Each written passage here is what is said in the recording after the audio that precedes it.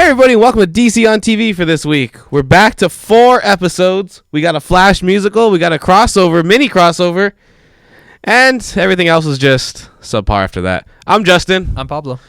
And we're opening up with Supergirl. So Pablo, tell us what happened this week on Supergirl. This episode mainly focused on the relationships of Kara, Mon-El, and the trouble that they're going through, and looking at it through a different perspective of Winn and his relationship, I would say. Okay. What do you think of Supergirl this week, Pablo? Did you love it? Love it. I closet. No, I had real problems with it. First of all, the line that Supergirl said, "Oh, it's time to give these noobs the Supergirl welcome." What kind of line is that? Honestly, that's not something Supergirl would say. Do you not know that Supergirl plays World of Warcraft? She's a big WoW person. She's hip with the noob lingo. I mean, I don't care. It's not something that you say as Supergirl. It's not something Supergirl should be saying. And also, another thing I disliked, all the pop culture references. There was a Game of Thrones reference. There was a reference to make Daxam great again. There was a refugee. Honestly, there was a refugee thing. Oh, I'm a refugee, and the only reason I'm saved was because I had to leave my place. And it just, I want to see Supergirl save the world. I don't want to tune into Pop Culture Hour on the CW. And this has been The More You Know by Pablo. But I mean, this wasn't the worst episode, right? This one, the one thing I didn't like was it was a Supergirl relationship episode with Mon-El. It was more focused on Mon-El and Supergirl's relationship together than it was on anything else. I mean, the whole storyline was Winn and his lady. The B story was way more exciting. Yeah, and the fact that Winn's able to get over what his girl's doing compared to Mon-El and Supergirl's problem, like her problem with him, like it just shows you that like she's kind of being unreasonable. Exactly. And it just seems that there was no real reason to have that, negativity towards Mon-El, just to draw out more of a story, I would say, because it's not character based for her to do something like that. Yeah. But one thing that I did like was that she got called out on it, Yeah, and the fact that Winn called her out on it kind of too, right? Exactly. And that's what I missed. You haven't had a Supergirl and Winn moment like that since season 1. And it's I think they should go back to that more often. We've been missing a lot of Winn since he's doing the DOA, DEA, whatever. I have a question for you, though. Go ahead. What'd you think of Kevin Sorbo and Terry Hatcher? They did a great job. It wasn't... You probably know more about them just because you were born before me. So you know more, or you were brought up more knowing that. Who they are? Who they are. You never watched the Hercules TV show? I mean, I might have tuned in for 1 or 2. Do you remember Xena Warrior Princess? I might have tuned in for 1 or 2 episodes. Do you not know Xena Warrior Princess? I might have tuned in for 1 or 2 episodes, and they were in Spanish. So I'm not really... No, I don't really have that background. Honestly, there was no fighting this episode. Supergirl and nothing. The biggest fight was with her and that spaceship that they came on. She put on her costume, but she didn't even need it, honestly. Maybe people watching would have been like, what the hell is this show if they didn't see her in that costume? Honestly, not the best episode. Yeah. Not the worst, but definitely not even okay on my side. I have to agree. It was very relationship heavy. Come on, more punchy, less lovey. So now you're what I've been saying for the past weeks. But I haven't been disagreeing with you.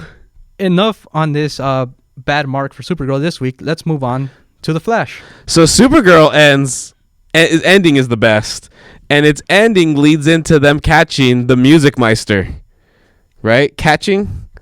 Was he really caught? He's letting himself get caught. Tell us a little bit about it, Justin. So yeah, Supergirl ends with Music Meister showing up, and right before that, Winn is giving Supergirl a portal to open up to the Flash world, right? The Earth.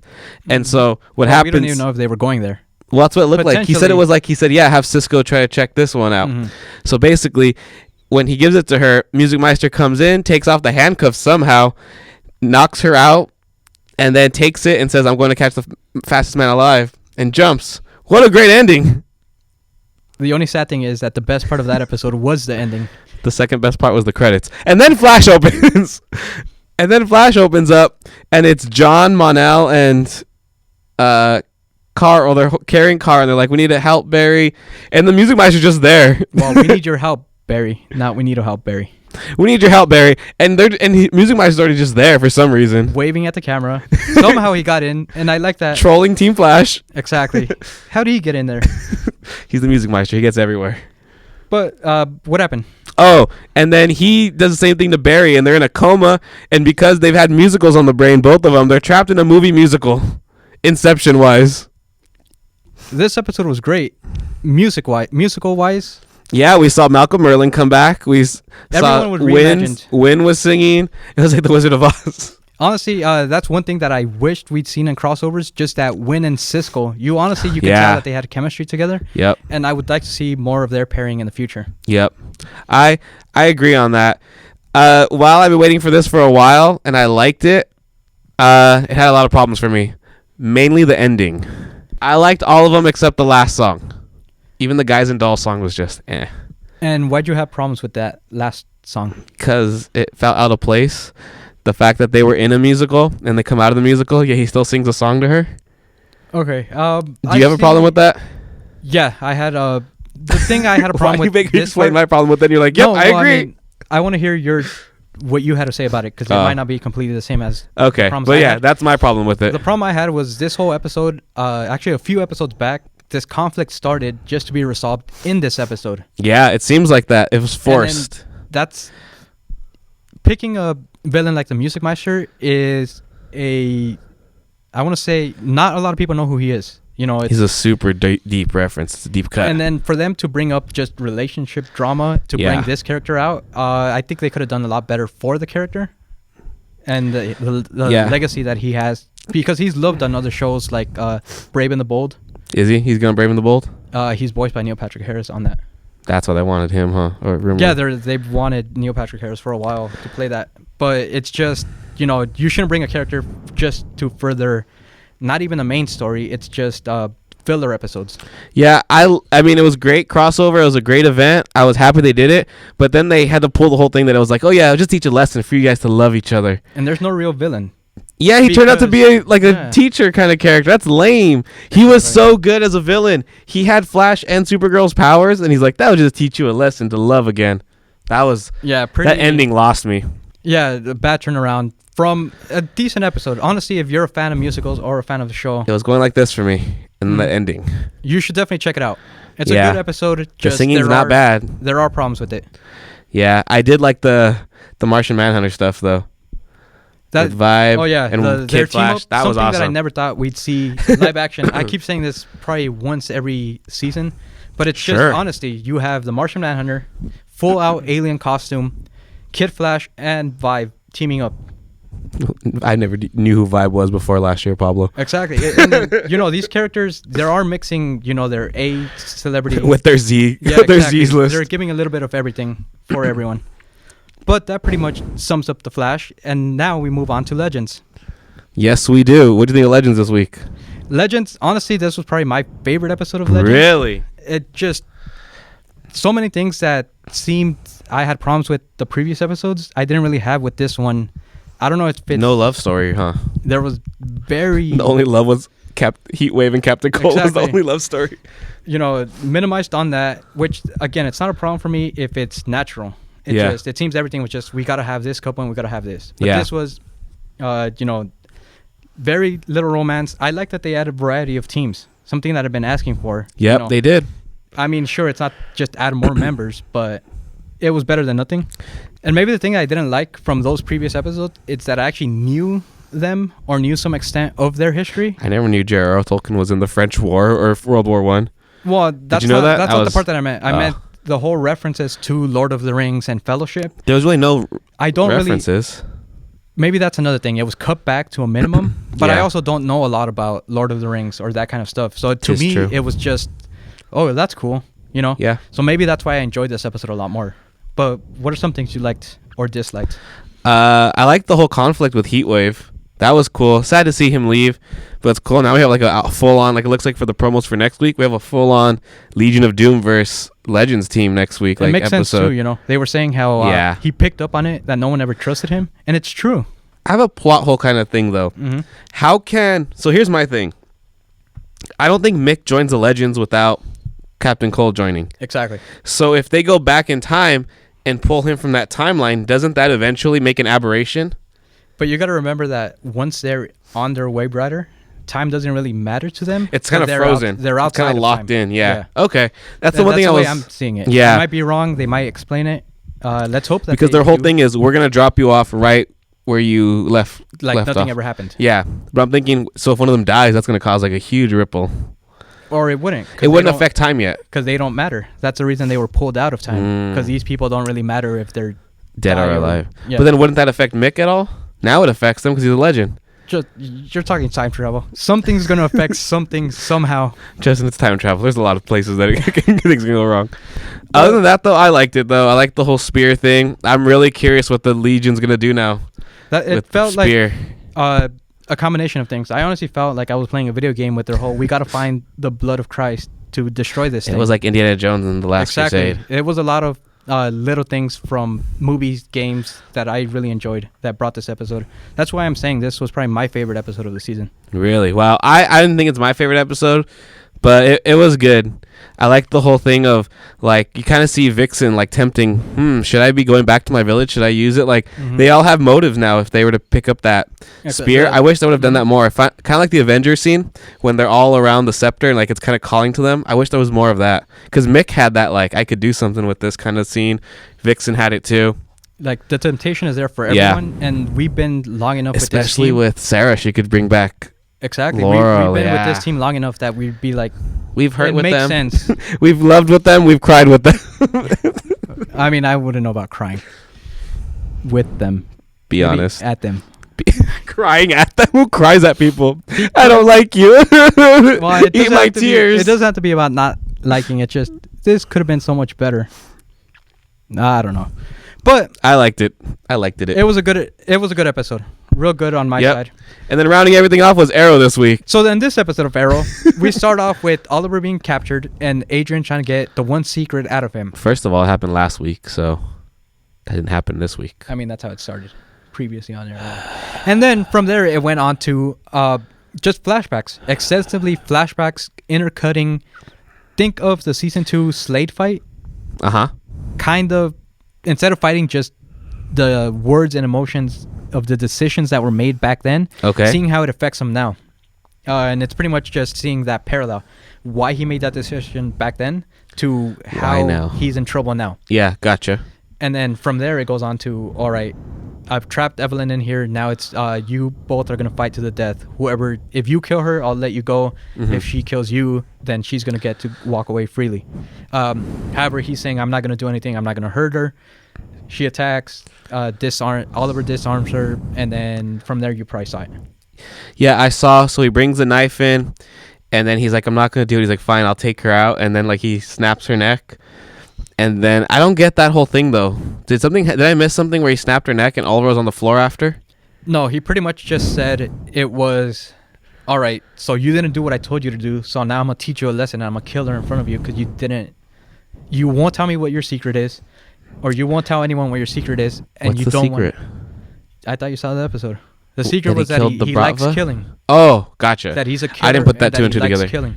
That's the way he channels his killing. No, it's through the fact that he does it as Arrow instead of just killing people by random, right? Sure, that's the way that's a big revelation. That it's pretty much you see in the flashback that I dislike this episode more now. Anatoly tells him, just because you wear a piece of cloth doesn't make you. It doesn't mean you can separate the monster from yourself. Yeah, I got that. I saw that part. If you do that, the monster's going to overpower the other side of you. Mm-hmm. And that's what pretty much Adrian tries to get Oliver to confess.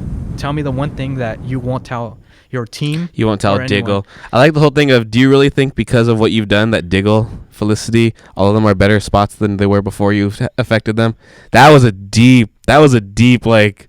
And the ending too. That was deep. When he finally breaks Oliver and he says, Adrian, I'm truly sorry for everything. And he tells him, Oliver, I believe you. I just don't care.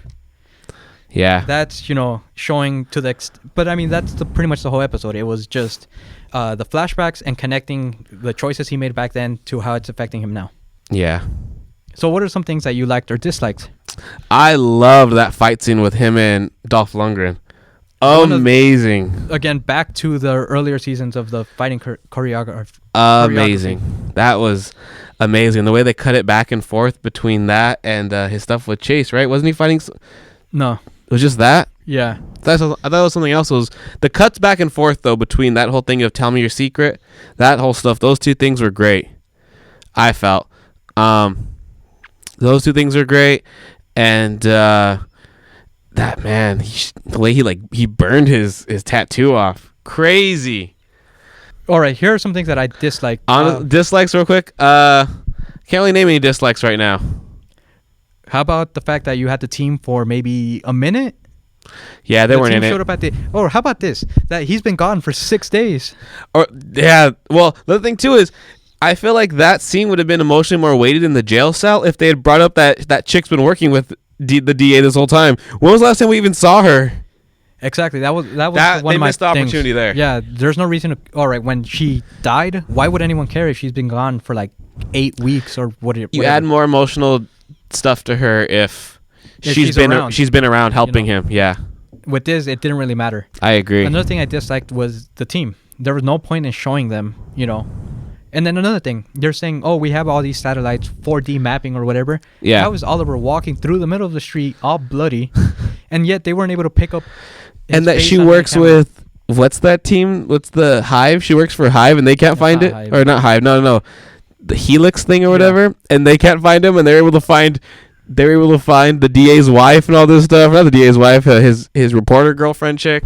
It just didn't make Crazy. sense, It was just, why even have them? If you're going to show them throughout the episode or not. Don't show them at all. Don't throw them in for the last minute, 2 minutes. Yeah, I agree with that. But to end on a positive, because this episode was really good, and it wasn't just the small flaws still don't bring it down. So ranking them this week, we have Supergirl at the bottom. Yeah, I agree with that. Then I would say Flash. It hurts me that Flash has to go down there. It's Flash. I would say maybe Legends. I wouldn't. I disagree. And Well, honestly, agree to disagree. based off what you said, I would say you kind of see it somewhere there. Yeah, that ending, it did not stick the landing. It's like a gymnast doing. So ranking them this week, we have Supergirl at the bottom. Yeah, I agree with that. Then I would say Flash. It hurts me that Flash has to go down there. It's Flash. I would say maybe Legends. I wouldn't. I disagree. And Well, honestly, agree to disagree. based off what you said, I would say you kind of see it somewhere there. Yeah, that ending, it did not stick the landing. It's like a gymnast doing the. You can be flawless, but if you don't stick that landing, it's all for nothing. It was like a gymnast on the balance beams. Great routine, but broke her leg on the landing. Supergirl, Flash. All right, I'll go Flash. Now this is where we This might hurts. disagree, because I have Arrow and then I have Legends. Ooh. I'll have to agree since I only saw half of Arrow. But yeah, I agree with that. Great, insightful commenting, Pablo. This is why we call this show DC on TV. That's why we call ourselves Blue versus Red, because you're red, whatever. Because I have eyes blue and you have eyes red. Whatever That guy said. All right. And this has been DC on TV this week. Don't forget to like, share, and subscribe. Let us know what you thought of this week in Arrowverse. We'd let you know. Did you think the musical episode was the greatest thing ever in the history of TV? Or were you some of the stupid people who watched CW this week and said, wow, I didn't know La La Land was on TV already? Because there were things like that going on. Really? Yeah. You can be flawless, but if you don't stick that landing, it's all for nothing. It was like a gymnast on the balance beams. Great routine, but broke her leg on the landing. Supergirl, Flash. All right, I'll go Flash. Now this is where we This might hurts. disagree, because I have Arrow and then I have Legends. Ooh. I'll have to agree since I only saw half of Arrow. But yeah, I agree with that. Great, insightful commenting, Pablo. This is why we call this show DC on TV. That's why we call ourselves Blue versus Red, because you're red, whatever. Because I have eyes blue and you have eyes red. Whatever. That guy said. All right. And this has been DC on TV this week. Don't forget to like, share, and subscribe. Let us know what you thought of this week in Arrowverse. We'd let you know. Did you think the musical episode was the greatest thing ever in the history of TV? Or were you some of the stupid people who watched CW this week and said, wow, I didn't know La La Land was on TV already? Because there were things like that going on. Really? Yeah. If you want a review right after every episode airs, check us out at Screenophiles over at Instagram. We try to post a review the second the West Coast episode finishes airing. We sometimes fail at that second, though. Be honest. Oh, guarantee that we'll miss it more than we make it. Thank you guys for watching, and we'll see you next week. If this video gets 100 likes, Pablo and I will sing every song from the musical episode. Go ahead. It's not gonna happen. It's not even gonna be close to happening.